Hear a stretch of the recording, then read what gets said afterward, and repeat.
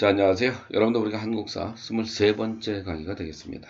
자, 오늘 강의할 내용은 바로 문호개방과 개화정책의 추진 두 번째 편하고, 그리고 이모군란에 대해서 이야기를 하겠습니다. 자, 여러분들 가지고 있는 교과서를 참고하시면서 들어주시기 바랍니다. 자, 먼저 여러분들 개화정책의 추진과 그리고 개화정책 추진에 대한 비판에 대해서 이야기를 해보겠습니다. 그럼 이게 무슨 말이냐? 1876년에 문호개방이 이루어집니다. 바로 강화도 조약이죠. 자, 이와 같은 강화도 조약에 대해서 긍정적으로 생각하는 사람들이 있죠. 그리고 그에 비해서 부정적으로 생각하는 사람들이 있습니다. 자, 우리가 긍정적으로 생각하는 사람들을 일컬어서 바로 개화사상가, 그들에 의해서 추진되는 정책이 개화정책이라고 이야기를 할 수 있고, 그리고 부정적으로 생각하는 사람들을 우리는 위정 적사사상가들이라고 이야기를 합니다. 자, 그러면 이 두 그룹에 대해서 그리고 그들에 의해서 추진된 정책들에 대해서 한번 이야기를 해보겠습니다. 자, 먼저 개화정책에 대한 이야기입니다. 자, 우리 1876년 강화도 조약이 체결이 되면서 자, 일본의 수신사가 파견이 됩니다. 자, 세 번에 걸쳐서 수신사가 파견이 되는데 그들이 보고 온 일본의 모습을 통해서 세계 정세를 가늠하게 시작을 하죠. 자, 그리고 생각을 하겠죠. 우리도 일본처럼 발전된 모습을 가지고 싶다, 이런 생각을 갖기 시작을 합니다. 자, 그러면서 점진적 변화를 추구하려고 하는 동도 서기론적인 입장에서 개화 정책을 추진합니다. 아무래도 그럴 수밖에 없죠. 세상이 그냥 한 방에 모든 거 바꾸기를 원하기는 너무 많은 변화에 대한 두려움을 가지고 있죠. 일반적인 인간들의 모습이라면. 자, 그래서 이렇게 조금 바로 서양의 과학기술을 수용해서 결국 부국강명과 민생안정을 추구하려고 합니다. 자, 이런 일련의 노력들이 자, 정치 개혁을 통해서 시작되는데, 자, 이런 정치 개혁을 추진하기 위한 일환으로 청나라의 총리 아문을 모방한 바로 통리기무아문이라는 기구를 설치해요. 자, 이 통리기무아문이라고 하는 기구는 개화 정책을 총괄하는 기구입니다. 바로 정무 최고 기관이었던 의정부와 비교될 만큼 막강한 권한을 행사했던 바로 통리기무아문. 그리고 바로 군사개혁이 진행되죠. 특히 군사개혁은 바로 오군영을 이영으로 축소합니다. 자, 오군영 하면 여러분들 많이 기억날 거예요. 바로 조선시대 후기 종류정, 수호정, 오영정, 금영, 훈련도감. 자, 이런 오군영을 이영, 무이영, 짱오영으로 축소 개편하는 거예요. 자, 그러다 보면 아무래도 어떻게 되겠어요? 많은 군인들이 실직당하는 일이 발생하겠죠. 역시 이런 하나의 변화에 자, 부정적으로 생각하는 사람이 있습니다. 또 긍정적으로 생각하는 사람이 있죠. 또 별기군이라고 하는 신식군대를 만들었습니다. 자, 신식군을 만들음으로 인해서 또 혜택을 받는 사람들이 있고, 또 소외되는 사람, 부정적으로 생각하는 사람이 또 있는 거예요. 자, 어쨌든 변화에 대해서는 항상 긍정과 부정으로 이렇게 나타납니다. 그리고 사절단을 파견해서 해외 문물을 배우려고 하죠. 그래서 여러분은 가장 대표적인 사절단은 강화도 조약 이후에 수신사가 파견이 됐습니다. 1차, 2차, 3차. 그리고 여러분들 조사시찰단도 파견이 되죠. 자, 이런 조사시찰단은 일본에 파견된 그런 사절단으로 암행 어사식으로 파견이 돼요. 한마디로 공식적인 사절이 아니라 비밀리에 파견이 됐다는 사실입니다. 그만큼 고종이 비밀리에 파견할 만큼 이런 공식적인 사절단의 파견, 그리고 개화정책 추진에 대한 비판 세력이 상당히 많이 있었다는 것을 알 수 있습니다. 그리고 바로 1882년에 조미수 동상조약이 체결이 되면서 자, 미국의 공사가 부임해 옵니다. 그에 따른 답례로 보빙사라는 사절단을 파견했습니다. 자, 민영익을 대표로 할 수 있죠. 자, 이분들이 여러분들 이렇게 미국에 머물기도 하고 일부는 바로 미 해군의 도움으로 인해서 서양 많은 나라들을 돌아보고 그리고 스에즈 운하를 통해서 인도양을 거쳐 귀국을 합니다. 그리고 또 한 분 바로 유길준이라는 분이죠. 그분은 남아서 유학을 하다가 거의 여러분들 6개월 정도 유학하다가 결국 역시 서양을 돌아보고 그리고 귀국을 하죠. 그리고 그분은 여러분들 서유견문이라는 저서를 남기게 되는 겁니다. 자, 이분이 왜 중요하냐? 여러분들 갑신정변이 끝나고 이 동북아시아, 특히 한반도 정세가 주변 여러 나라들이 여러분들 이렇게 이 지역을 놓고 끊임없이 싸움이 전개됩니다. 위로는 러시아, 그리고 여러분들이 잘 아는 청나라, 그 다음에 여러분들 일본, 그리고 러시아의 남하를 막고자 하는 영국, 그리고 또 미국. 자, 이런 나라들이 한반도를 놓고 뭐 서로 다툼이 치열할 때 유길준이라고 하는 분이 그러지 말고 차라리 우리나라 중립국을 선포하는 게 어떻겠느냐. 스위스처럼 중립국이 선포가 된다면 결국 이런 침략으로부터 결국 우리를 보호할 수 있지 않느냐, 이런 생각을 가졌어요. 독일의 부영사 부들러의 그런 하나의 주장을 옹호하는 사람입니다. 그래서 가끔씩 여러분들 유길준이라는 분이 시험에 나오기도 하는 겁니다. 그래서 꼭 좀 기억해 두세요. 그리고 청나라에는 영선사가 파견이 됩니다. 또 영선사는 일종의 사신의 이론처럼 이렇게 청나라를 방문해서 바로 여러분들 군사훈련이나 기술연수 같은 이런 하나의 배우려고 했던 그런 하나의 일종의 그런 하나의 그 사절단인데 1882년에 임오군란이 끝나고 나서 임오군란이 진행되고 나서 우리가 돈이 없었어요. 그래서 조기 귀국을 합니다. 그리고 귀국하고 난 이후에 대표적인 그런 하나 무기 제조 기관인 기기창을 여러분들 만드는 사람들이 바로 영선사의 파견으로부터 이루어지는 겁니다. 자, 뭐 크게 문제될 건 없죠. 자, 사진 한번 봐줄래요? 자, 여러분들 우리 이분이 1차 수신사 대표였던 김기수. 그리고 이 사진이 여러분들 보빙사입니다. 그리고 이게 기기창이고 이게 신식군대인 별기군입니다. 뭐 이 정도만 알면 뭐 큰 문제 되진 않죠. 자, 그러면 이에 반해서 여러분들 바로 이 개화 정책에 대한 비판, 개화에 대한 또 비판을 하는 사람들이 있습니다. 바로 우리가 흔히 위정 척사 사상가들이라고 이야기를 하죠. 자, 이분들은 정을 지키려고 합니다. 이 정이라는 게 바로 뭐냐? 성리학을 이야기하는 겁니다. 성리학을 지키고 그릇된 것을 배척하려고 하는 사람들을 위정 척사파라고 이야기를 하는 겁니다. 자, 성리학적 전통 질서를 고수하려는 일종의 보수 세력이라고 이야기를 하죠. 자, 여러분들 이 보수 세력이라고 생각하면 자꾸 부정적으로 생각하는 가능성인데 꼭 그렇지는 않아요. 자, 보수도 나름대로 민족을 생각하는 일모습을 가지고 있는 사람들이 있습니다. 자, 이들이 어떻게 활동을 했는가, 활동 내용을 확인해 보죠.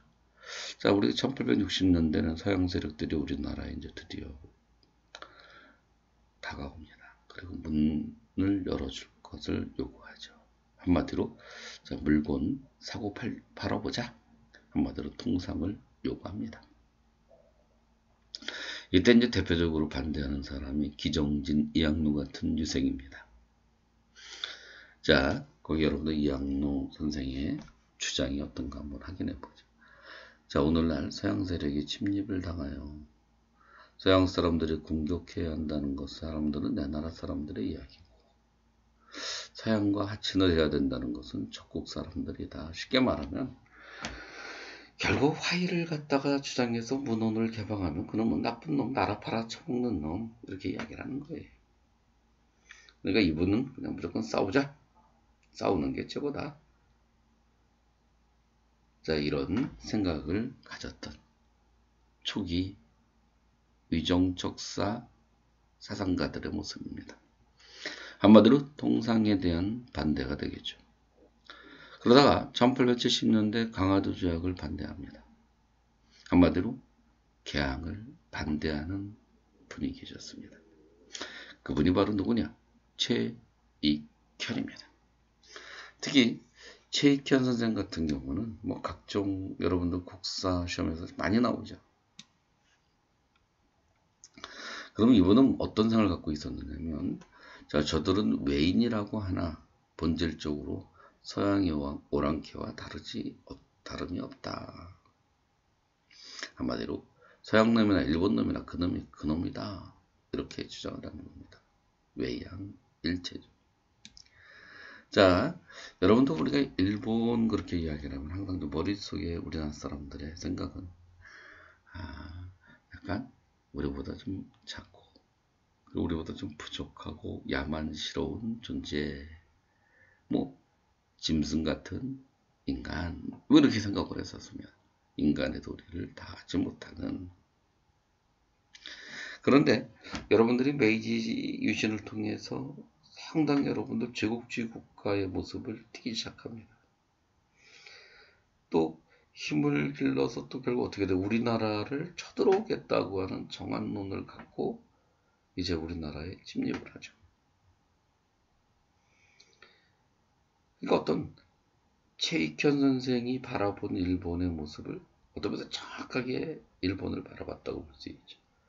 제국주의 국가로 바뀐 일본의 모습, 침략성의 모습을 읽었다고 볼 수 있을 겁니다.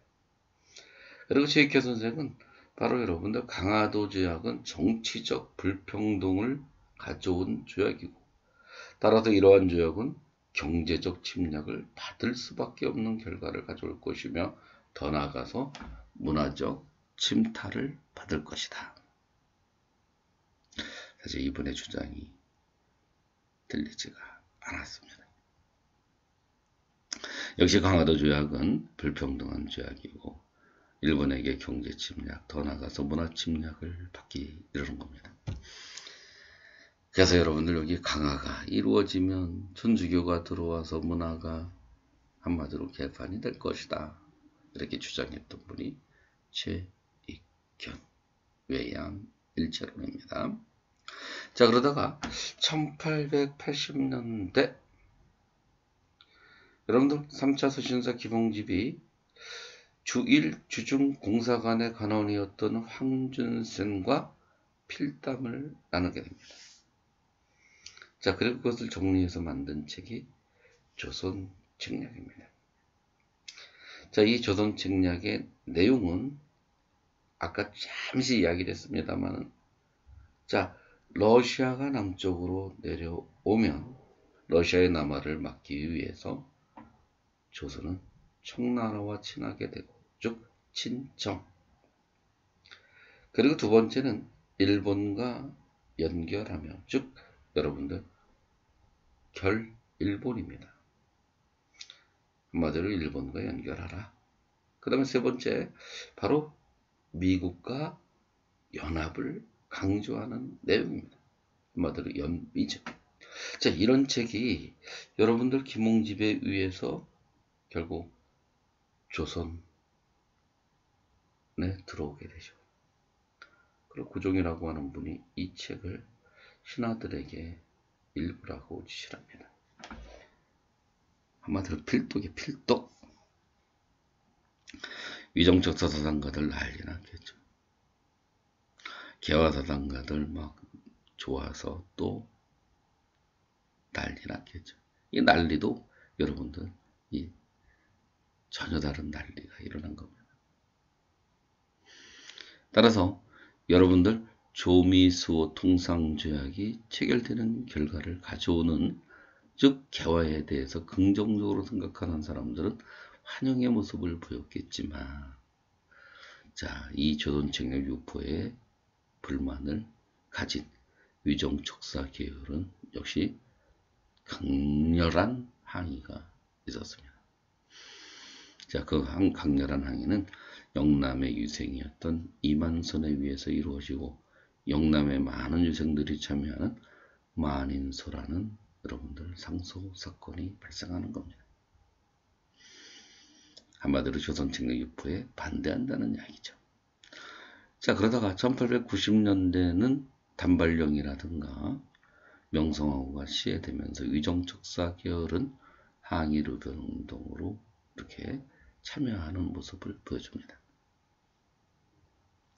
한마디로 위정척사 계열은 보수적 성향을 가진 반예세적 그리고 반침략적, 바로 우리 민족을 위한 민족운동을 전개한 겁니다. 단순한 보수 꼴통은 아니라는 거죠. 전통 문화를 유지하려고 하는, 우리 것을 지키려고 하는 그런 하나의 운동. 자, 이런 운동은 1910년 한일병합이 이루어지면서 바로 민족운동의 한 모습으로 계속 이어져 가는 겁니다. 나중에 일제시대 가면 또 배우게 되는 겁니다. 자, 그러면 여러분들 또 우리의 이 개화 정책에 대해서 긍정적으로 생각하는 사람들, 또 부정적으로 생각하는 사람들의 입장을 확인했고, 또 이들의 이런 하나의 주장은, 또 생각은 결국 싸움으로 발전합니다. 우리는 그 싸움을 이모군란이라고 이야기를 할 수 있습니다. 물론 이모군란은 여러분들 구식군인과 신식군인의 싸움으로부터 시작이 된다고 하지만, 사실 여기에는 바로 개화에 찬성하는 세력과 개화에 반대하는 세력들이 갈등과 대립의 산물이라고 이야기를 할 수 있습니다. 또 시대적 상황이 사실 반일 감정이 엄청나게 강하게 고조됐어요. 그 이유는 여러분도 우리가 많이 들어봤잖아요. 개화정책이 추진이 됐습니다. 또 개화정책에 대한 반발도 일어났습니다. 또 긍정적인 생각도 갖고 있습니다. 특히 강화도 조약은 일본이 우리나라의 경제 침략이 가속화되는 결과를 가져오죠. 특히 조일무역규칙 같은 경우에는 무관세가 적용이 됐습니다. 그리고 미국의 무제한의 방출을 허용했습니다. 특히 미국, 사실 먹거리가 그대로 방출에 제한이 없었다. 아유, 난리나죠. 자연재해 같은 게 일어났다고 생각을 해보세요. 식량난이 발생했는데도 계속해서 미국이 빠져나간다고 생각해 보시기 바랍니다. 얼마나 큰 사회 경제적 문제가 발생하겠어요. 곡물 가격은 하늘에 치솟을 하늘만으로 올라갈 만큼 올라가겠죠. 그럼 곡물 가격의 상승은 가장 큰 피해를 보는 사람들이 누구냐면 가난한 도시의 하층민들입니다. 배를 걸물 수밖에 없어요. 거기다가 콩, 그 다음에 여러분들 소, 가죽, 우표입니다. 여러분들 아마 이 시대의 가장 대표적인 반려동물 하면 아마 소였을 겁니다. 소는 단순한 그런 하나의 동물이 아닙니다. 가족입니다. 가족. 근데 가족이 죽어서 소가죽이 일본으로 수출이 된다. 그냥 일본 놈들 시죠. 그냥 미워. 이건 돈 가지고 가서 씌우는 게 아니라 그냥 다 주고 가도 그냥 내 사랑하는 그런 가족이 일본에 간다는 게 싫은 겁니다. 자, 우리 가끔씩 드라마 같은 데 보면, 자, 우리 요즘은 이제 그런 일이 좀 그렇게 많지 않지만 옛날에 개장수들이 있습니다. 이 개장수가 여러분들 그 갯값을 미리 부모님들한테 다 지불했음에도 불구하고 내가 기르던 개가 끌려가 봐요. 개장수한테 옛날에 어떻게 했습니까? 막 돌멩이 던지고 그랬었습니다. 무슨 개장수 잘못입니까? 이미 돈 받으셨습니다. 엄마 아빠가. 근데 그걸 알 리는 없는 그런 하나의 이 사람들은 돌멩이를 던지죠. 누가 그랬느냐? 제가 그랬습니다. 그냥 미운 거야. 개 끌고 가는 사람이 미운 거예요. 훔쳐가는 것 같은 느낌이죠. 그러니까 이런 반일 감정이 엄청나게 커지는 거죠. 거기다가 이제 구식군인들이 신식군인 벨기군이 만들어짐으로 인해서 결국 구식군이 아까 오근영에서 유형으로 축소되면서 실직되죠. 자, 여러분들 요 그림을 한번 봐주세요. 저는 이제 여기 좀 솔직히 이렇게 보았습니다. 이 원작자한테는 좀 미안하죠. 우리 원작자가 여러분들 조금 이해하실 거라고 봐요. 왜냐? 내가 뭐 이 강의가 어떤 이익을 위해서 강의하는 게 아니고 그냥 학생들한테 가르치기 위해서 퍼온 거니까 이해할 겁니다. 근데 여러분들 여기 한번 보세요. 이쪽에 이렇게 보면 신식군인 긴 여기 총 들고 있습니다. 뻗하고 좀 나죠? 그 다음 옷도 좀 깔끔하고 근데 월급도 따박따박 나옵니다. 밀린 적 없어요. 그리고 월급도 좀 괜찮아요. 많아요. 그래서 양반들의 자제들이 많이 벨기군의 일호론으로 입대를 했었습니다. 자, 그런데 비해서 우리 99년 한번 봐주세요. 페랭이 쓰고 삼지창 들고 삼지창이죠. 뭐 거의 거지겠죠. 또 월급도 잘 안 나와요. 또 월급도 아주 직불이만 하죠. 그런데도 불구하고 지금 뭐 월급이 긴 시간 13개월치가 밀려있는 상태인데 더 골 때리는 건 월급 받는 족시 뭐가 되는 거예요? 해고가 된다고. 최악의 상황입니다. 그러면 이 99인은 누가 미웠겠어요? 물론 개화 정책을 추진한 인물이 밉죠. 자, 그 사람이 바로 이분입니다. 이분이 바로 명성황후. 한마디로 개화 정책이 싫어. 또 개화 정책을 추진한 인물이 싫어. 사실 이 사람이 핵심인데도 불구하고 뭐 어떤 면에서 이 사람이 더 밉죠. 실질적으로 나선 사람이 더 밉죠. 그럼 이 사람은 또 누구한테 도움을 요청하겠어요? 바로 개화 정책에 반대했던 사람. 자, 이 사람한테 부탁을 하죠.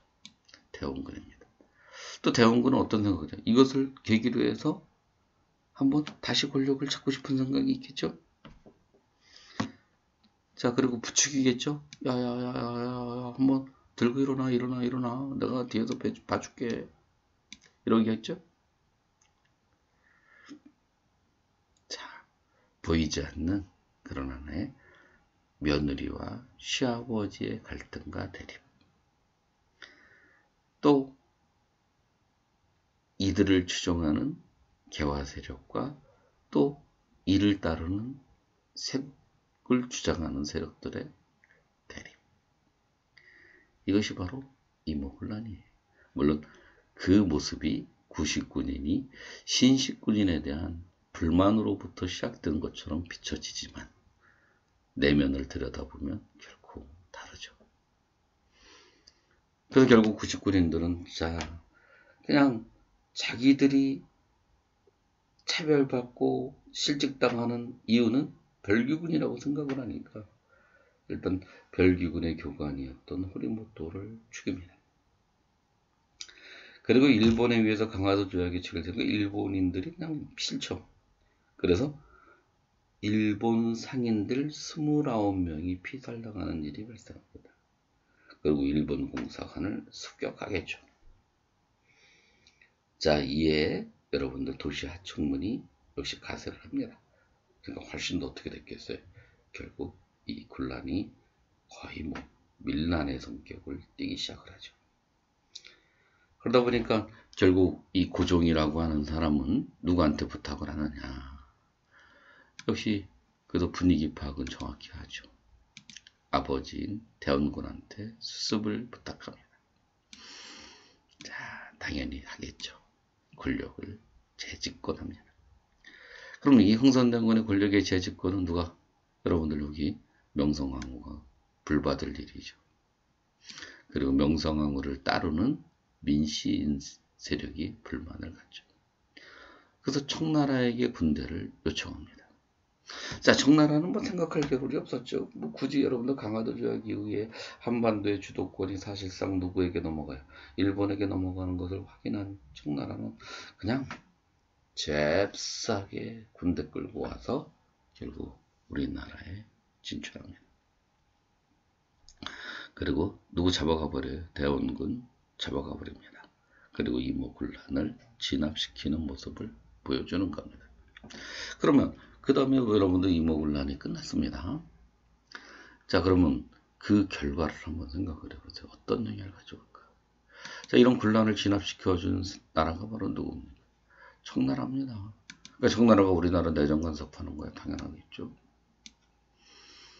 자, 여러분들 우리 재정고문인 마젠짱, 외교고문인 멜렌드로프 하나하나 우리나라 정치적 사안에 대해서 간섭을 하죠.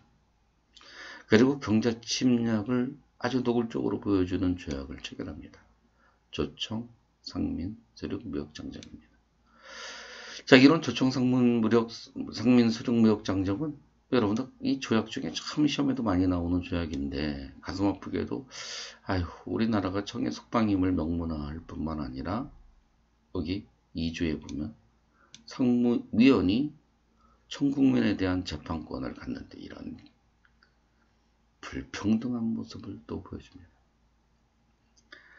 그리고 바로 여러분들 4조에 보니까 바로 여러분들 서울의 양화증과 베이징의 계잔무역을 허락하되 쉽게 말하면 이제 여러분들 무역을 허용한다는 얘기죠. 근데 이제 문제는 내지 채파는 금액. 이건 요거까지는 좋은 것 같아요. 근데 이제 문제는 뭐냐? 한마디로 내륙까지 들어와서 교육을 하는 거에 대해서는 조금 제재를 가하는데 문제는 보세요. 이게 중요해요. 내지 채판이 필요할 때에는 누구한테? 지방관한테 이야기하면 허락을 받는데 아이고 이거 뭐 지방관 놈들이 돈 몇 푼 지어주면 그냥 오케이죠. 그래서 여러분들 내륙까지 들어와서 교육할 수 있는 계기가 되는 조약이 조청, 상민, 수륙, 무역 장정이에요. 자, 이 조약으로 인해서 사실상 강화도 조약 이후에 사실상 우리나라 상권, 무역은 거의 일본에 의존되었던 모습을 가졌었는데 급격히 청나라 상인들의 활발한 활동으로 인해서 청과 일본이 대등한 관계로 결국 우리나라의 무역에 참여하는 겁니다. 비율을 보게 되면 일본이 한 52%, 청나라가 48%까지 청나라 상인들의 활동이 되게 활발해져요. 그만큼 청나라가 우리나라 경제 침략이 활발했다는 이야기죠. 자, 그뿐만 아니라 일본과의 조약이 체결이 되는데, 자, 뭐 뻔하지 않겠어요? 일단 우리나라가 좋든 싫든 일본인들 많이 죽였습니다. 호리모토 죽였습니다. 외교 문제 발생했습니다. 그래서 지물포 조약이라는 조약을 체결해서 배상을 하는 걸로 합의를 하죠. 그래서 5만 원에 대한 배상. 그리고 진짜 중요한 건 일본의 공사관을 지키기 위한 경비병의 주둔을 허용합니다. 그래서 이모군란은 청나라 군대도 주둔하는 계기, 일본 군대도 주둔하는 계기, 한반도에 여러분들 외국의 군대가 주둔하는 계기가 시작이 되는 겁니다.